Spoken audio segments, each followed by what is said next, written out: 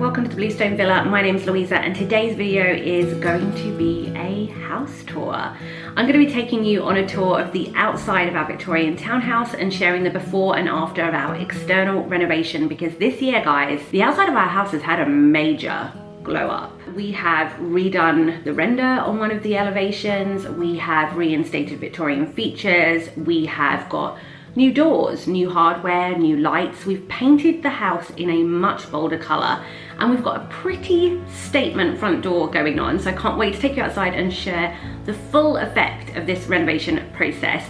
I have actually filmed the process unfolding and I've now actually put those videos into their own playlist. So I will link the external renovation playlist above if you're new here and you're wanting to see kind of the work from the very beginning. If you're new here as well and you also are intrigued to see what the inside of our house looks like and the renovation works we've done and are doing here, then I did also film a mid-renovation Victorian house tour this time last year, which I'll link above as well. We obviously have done other work since then, finished other rooms, started new projects, etc. So if you're intrigued to see what we've done since then our renovation diaries playlist is the place to go. Obviously, I want to share the before of what our house looked like. So we do live in a Victorian townhouse. Victorian architecture, as we all know, can be really attractive. Ours obviously is an attractive house, if I do say so myself. But it was really letting itself down. It hadn't really been cared for in quite some time. The 18 months prior to us completing on the house, it had been empty. The 8 years prior to that, it had been being rented out to a number of different families. So it just probably wasn't getting the love and care it needed. Obviously can't comment on anything prior to that, but the front of our house in particular, which obviously is the most important from like a curb appeal perspective, sadly just wasn't looking at its best. It had been patched with render previously, so there was like lots of different textures going on out the front. There were actually like some white patches on the front as well, so it was like the paint had faded in certain places. There were cracks from over time, and also the render blown away from the wall in places as well, so it was probably letting some rainwater in. It was sagging in places. It was just, yeah, as I said, looking pretty tatty. It looked pretty dirty actually as well. Honestly, the features now really pop, and I'm so excited to show you that in its full extent.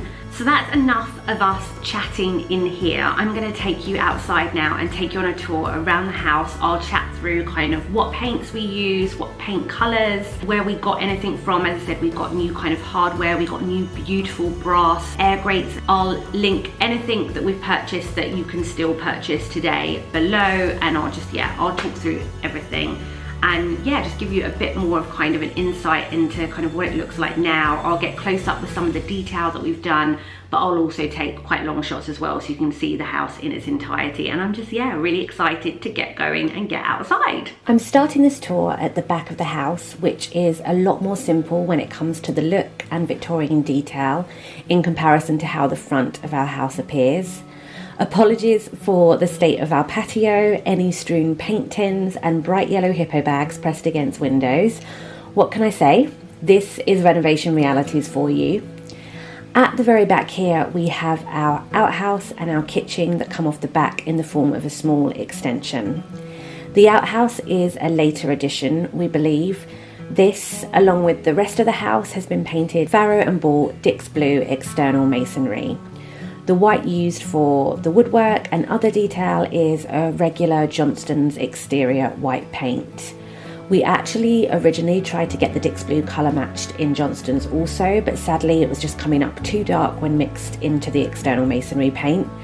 The price difference was significant by over £400 in fact, as we required 30 litres of the Dix Blue, but it was honestly worth it in our opinions for the desired finish in the end. Both the outhouse door and window were in a terrible state prior to this work. The door had so much paint flaking away and the window frame was just completely rotten. Our painter did a fantastic job of refreshing both of these and making them look almost brand new when in fact they're actually not. The white ceramic style handle was already in place, and I love how it pops now against the blue. We plan to install some nice white shutters for the outhouse window as well, but that probably won't be until next year now. Moving on to the kitchen. This is all painted brick along here, which is in contrast to the rest of our house, which would have been rendered originally in the 1880s when it was first built. We had a new back door installed here. We had a stable door when we moved in. It was in really poor condition and it wasn't very good quality, but we did love having it, so we've replaced this with another stable door. This one is solid oak and I love how the grain still shows through the paint.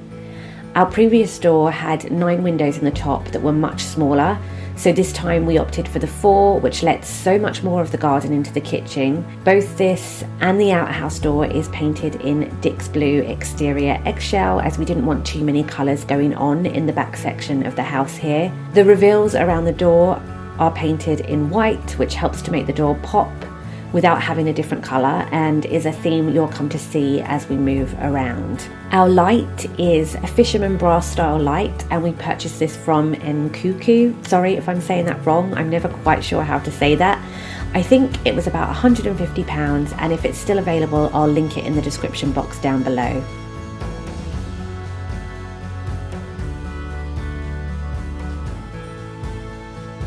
As we pan away here from the kitchen and the outhouse, you can see we have also painted the borders around the windows white, again for that added pop. This part of our house is so different from the rest of the property, and now that it's all painted up, it almost looks like a tiny seaside fisherman's cottage.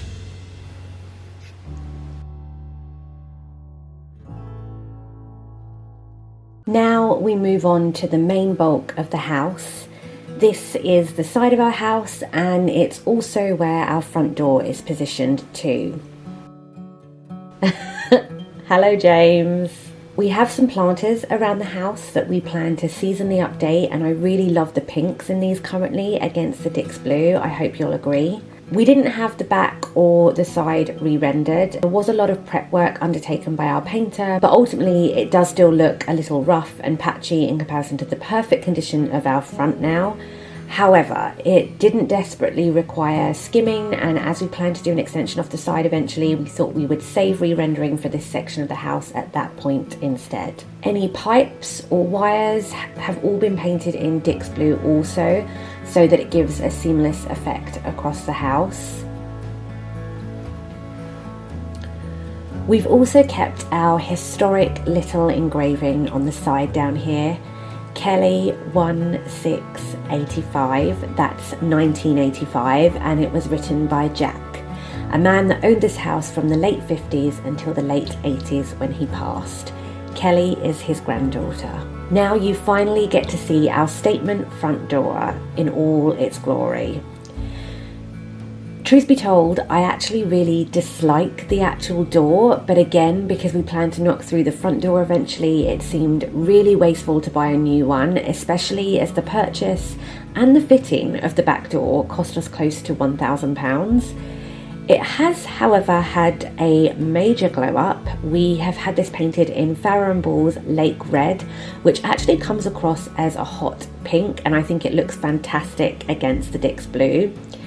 Again, the door reveals have been painted in white. I did want new hardware for this door, but we had such a hard time finding what we wanted for the back door that when James managed to polish these up with Brasso, it was a no-brainer to keep what we had. I should have also said earlier that we really struggled trying to find nice external hardware for doors online. It honestly was such a nightmare, so we actually ended up purchasing our back doors hardware from a local locksmith down the road from us.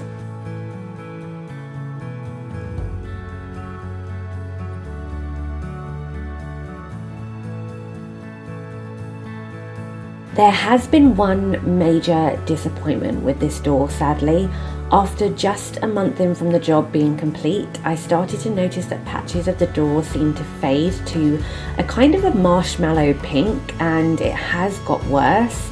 It's not showing up too much on camera, but it is really noticeable in reality, and it's pretty widespread across the door. We have been in contact with Farron Ball, who are investigating currently, and I'm sure I'll give you all an update when a conclusion is drawn.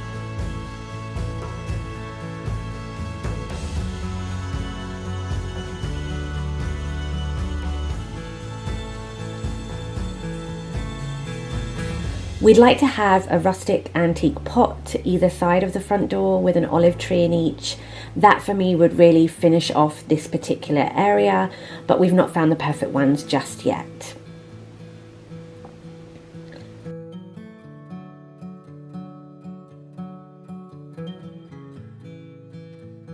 My vintage milk carry was from a Brocanti fair, and my doormat is from an independent store in Tunbridge Wells called Le Petit Jardin. Our light above the front door was purchased from Pookie Lights, and again I think it was about £140. The last time I checked, they no longer actually carried this fitting. That is one thing I've noticed about Pookie Lights. They seem to change their stock quite frequently, so if you do like something, honestly, just buy it straight away. I know that might seem impulsive, but I almost waited originally, and then when I went to link it in a video only a couple of weeks after buying it, they had already sold out of them and it wasn't featuring on the website at all. And finally, we've made it to the front of the house. The blockwork detail at the side here, sorry, I'm not entirely sure what the official Victorian name may be for this, has been skimmed as well to give it a much smarter finish. You'll also be able to see the grid-like lines across the render at the front. Our house originally would have had these, and actually at the very top of the house on the side, you can still faintly see them. We have had these reinstated to bring our house back to what it would have looked like originally in the 1880s.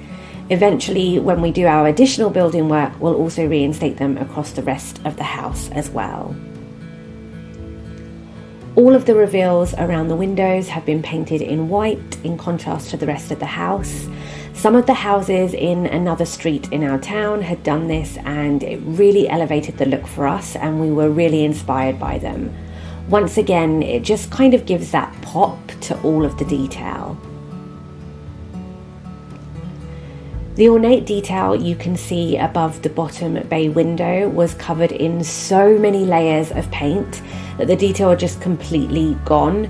We had these stripped ahead of painting, and while still not as good as some of our neighbours, they do look much better and really show the intricate detail now.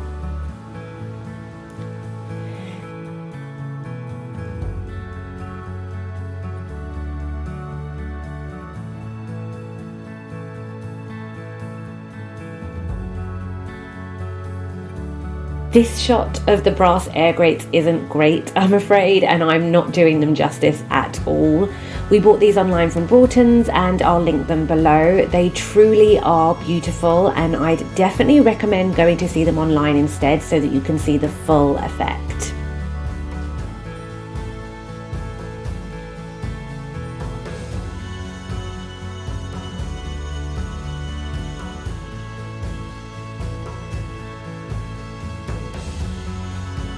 And that wraps up my external house tour and before and after glow up. I hope you have enjoyed today's video, guys, and stick around for some more.